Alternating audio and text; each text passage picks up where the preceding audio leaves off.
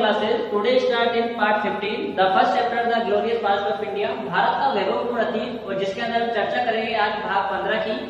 इससे पहले की जो आपके यानी कि पार्ट है 14 वो हमारे सब कंप्लीट हो चुके हैं और जिसके अंतर्गत यानी कि हमने कंटेंट पढ़ा था आपके भारतीय जो इतिहास है यानी कि आपके इंडियन हिस्ट्री उसके यानी कि इंफॉर्मेशन के जो सोर्सेज थे यानी कि आपके यहाँ पर अपन ने दो यहाँ पर एक तरह से स्रोत पढ़े थे। एक था आपका आर्कियोलॉजिकल सोर्सेज और एक था आपका लिटरेरी सोर्सेज।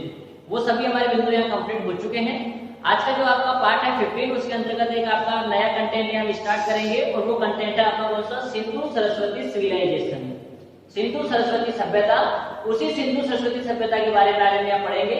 तो ठीक है, हम देखते हैं आज कि जो आपका पार्ट 15 है जिसके अंदर पढ़ेंगे क्या, सिंधु सरस्वती सिविलाइजेशन, सिंधु सरस्वती सभ्यता।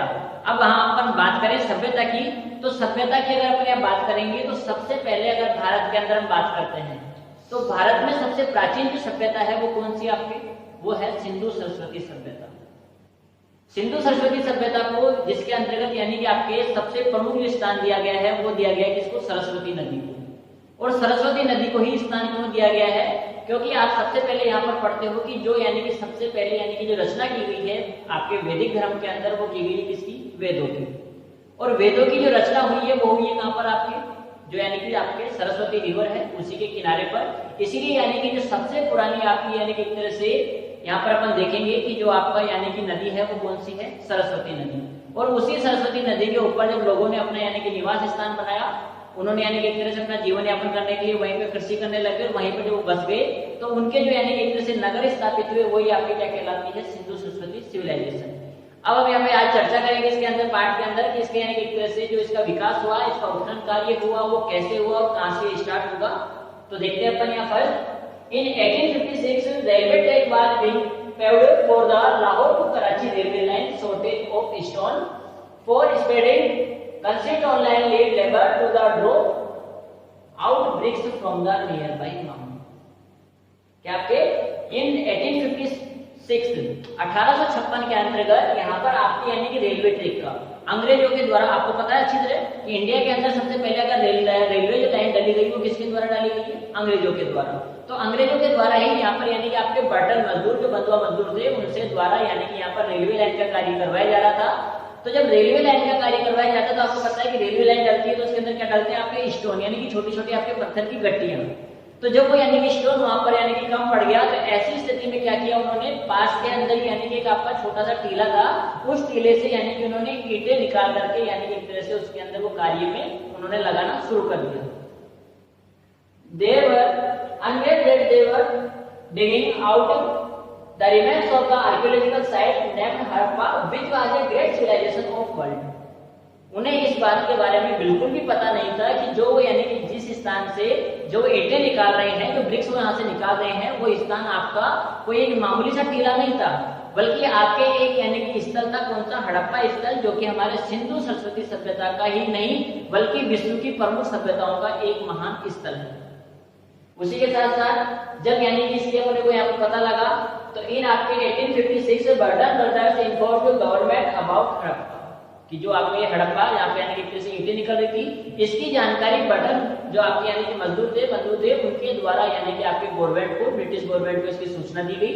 जब ब्रिटिश गवर्नमेंट को इसकी सूचना दी गई तो उसके बाद में यानी कि ब्रिटिश गवर्नमेंट ने वहां पर आपके इन 1861 archaeological survey of India department was established under the direction of Cunningham, कि इसके बाद में 1861 में 1861 ईस्वी के अंदर ब्रिटिश सरकार के द्वारा कनिंघम के नेतृत्व के अंदर भारतीय पुरातत्व सर्वेक्षण विभाग, कौन सा आपका यहाँ पर आर्कियोलॉजिकल सर्वे के लिए वो बात करें यहाँ पर, तो यानी कि India department was established under the direction of Cunningham, किसके निर्देशन के अंदर, कनिंघम के निर्देशन के अंतर्गत यहाँ पर आपके भारतीय सर्वेक्षण विभाग की स्थापना की गई है। इन 1904 John Marshall became the direction of this department, यानी कि जो आपका भारतीय पुरातत्व यानी कि सर्वेक्षण विभाग था इसका यानी कि महानिदेशक क्या बनाया गया है, महानिदेशक बनाया गया। वो किसे बनाया गया, जॉन मार्शल को बनाया गया। और जॉन मार्शल को यानी कि आपके इसका महानिदेशक बनाया गया, वो कब बनाया गया, 1904 में। और किसने बनाया था, तो वो बनाया था आपके लॉर्ड कर्जन ने। उसके बाद में यानी कि इसका उत्खनन कार्य था वो लगातार चलता रहा। इन 1921 जयराम सानी एंड केप्ट हड़प्पा, यानी कि जयराम साहनी के द्वारा हड़प्पा स्थल का यानी कि एक तरह से उत्खनन कार्य किया गया। और उसी के बाद में इन 1920 सॉरी यहाँ आपके इन 1922 फर्स्ट आपके जयराम साहनी एंड हड़प्पा की जो आपके हड़प्पा की यानी कि एक तरह से खुदाई हुई है वो कब हुई आपके 1921 में। और सेकंड नंबर पे आपके अगले ही साल यानी कि आपके नेक्स्ट ईयर राखल दास बनर्जी जो आपके यानी कि एक तरह से पुरातत्ववेत्ता थे उनके द्वारा 1922 के अंतर्गत यानी कि आपके डिस्कवर्ड मोहनजोदारो कि यहाँ पर मोहनजोदारो यानी कि एक तरह से जो आपका सभ्यता स्थल था जिसकी यानी कि खुदाई की गई। और ये काम कब हुआ, सबसे पहले आपको जो स्थल मिला वो कब मिला 1921 में, 1921 में कौन सा, हड़प्पा। सेकंड अगले ईयर आपके 1922 के अंदर कौन सा आपका मोहनजोदड़ो, जिसको मोहनजोदारो या मोहनजोदड़ो के नाम से भी जाना जाता है। और इसी से रिलेटेड आपने एक मूवी भी देखी होगी मोहनजोदारो ऋतिक रोशन की, कि जिसके अंतर्गत यानी एक तरह से अपन आगे ये भी पढ़ेंगे कि जो आपके सिविलाइजेशन है आखिर लुप्त कैसे हुई। तो उस मूवी में आपने अच्छे से देखा होगा कि जब लास्ट के अंदर एक यानी कि बड़ा बांध होता है, वो बांध टूट जाने के कारण यानी कि पानी का तेज बहाव यानी कि बाढ़ आना, और उसी बाढ़ के कारण यानी कि एक तरह से जो आपके वहां पर सभ्यता थी, जो नगर था, वो पूरा का पूरा क्या हो जाएगा, डूब जाएगा। और जब वो डूब गया तो आपको पता है पानी अपने साथ में मिट्टी भी लेके आता है, तो उसी मिट्टी के साथ साथ जो आपके पुराने स्थल थे क्या हो गए, आपके डूब चुके थे यानी कि उसके अंदर दब चुके थे।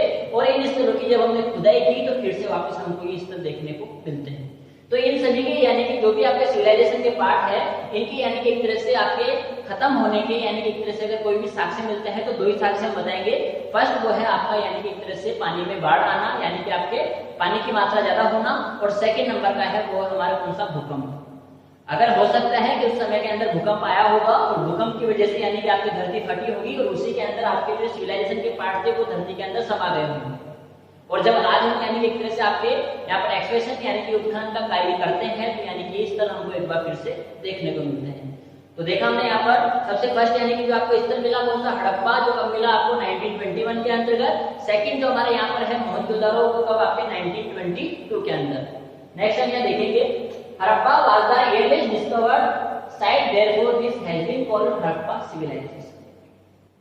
कि जो सर्वप्रथम यानी कि जो हड़प्पा है वो हमको यानी कि एक तरह से सबसे पहले यहाँ पर मिला, यानी कि जो भी हमको एक तरह से यानी कि जो उत्खनन के अंदर जो यानी कि एक तरह से हमको ये अवशेष मिले वो कहाँ पर मिले, आपके हड़प्पा नामक स्थान पर। इसीलिए इस सिविलाइजेशन का नाम ही क्या रख दिया गया, हड़प्पा रख दिया गया, हड़प्पा सिविलाइजेशन।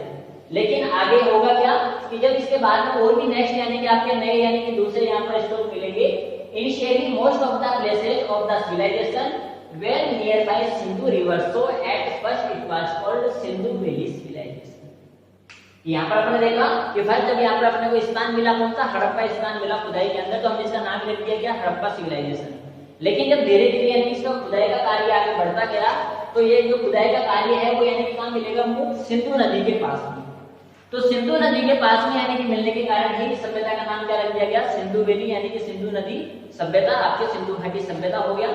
लेकिन उसके बाद में but now as per new discovery this civilisation by was geographical and culturally extended to Punjab, Haryana, extend Saraswati river valley region of Rajasthan and Gujarat.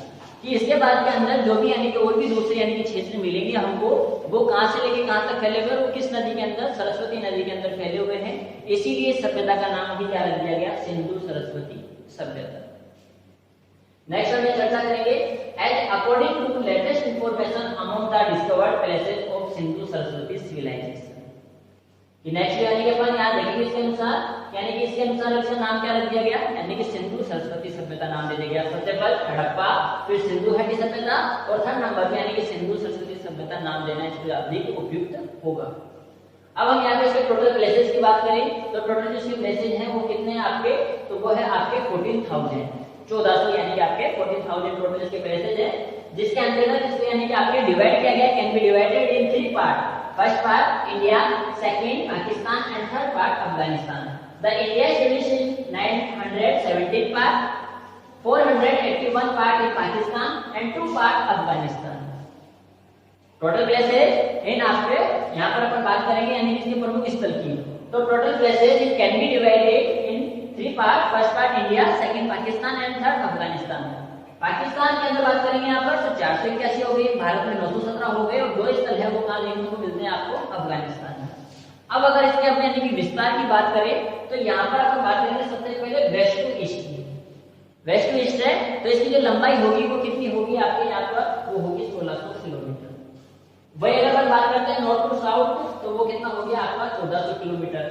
Total इसके क्षेत्रफल की बात करते हैं तो वो कितना हो गया आपके 12,99,500 किलोमीटर स्क्वायर, यानी कि आपके 12,99,500 वर्ग किलोमीटर है वो इसका क्या है, कुल क्षेत्रफल है। अब नॉर्थ में सबसे जो ऊपर यानी कि आपके सभ्यता मिली है वो जम्मू कश्मीर में कौन सी, मांडा।